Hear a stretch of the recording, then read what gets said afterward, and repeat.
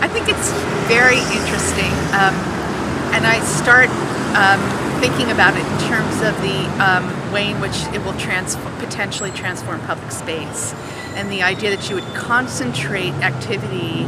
And from what I understand, some of this will happen in buildings that are currently not being used or being underutilized, so that you'll transform the public space of this area with different kinds of human activity and different kinds of art production. I think it's a very stimulating way to conceptualize a Biennale.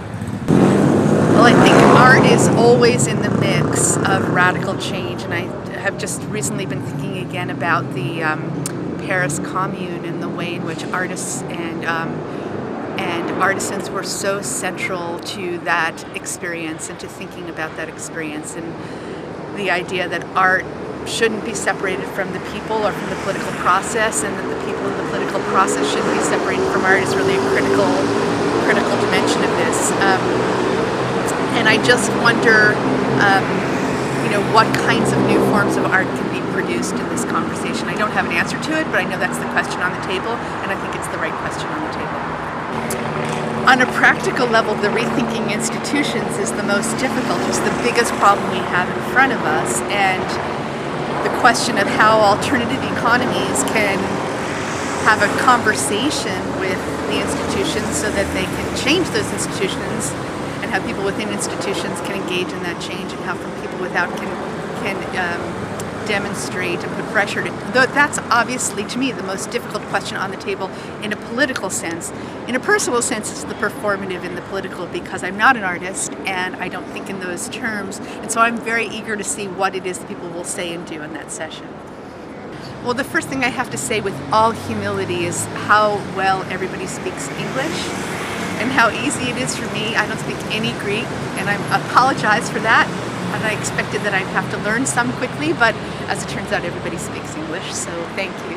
And then the other thing is, I a few years ago, this is my first time in Greece.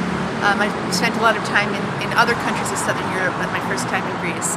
And a few years ago, really when the crisis was very intense, I had a conversation with a Greek economist I met in Barcelona, and he was talking about how difficult things were, and his main example of, at that moment at any rate, of how difficult things were was that the idea that the school children were coming to school hungry.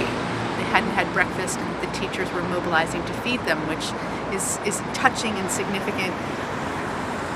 Sadly, that's a regular occurrence in the United States. It's something we almost take for granted, that whole sectors of our society send their kids to school hungry, and we have a public feeding program in the schools because it's such a prevalent problem.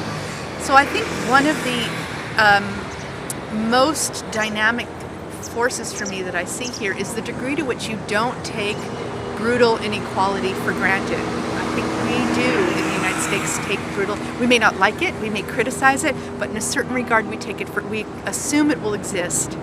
And you are not there yet, and I hope you don't get there. And I see evidence of that in the graffiti, in the buildings, in the kinds of conversations, in the demonstrations yesterday, in this conversation today.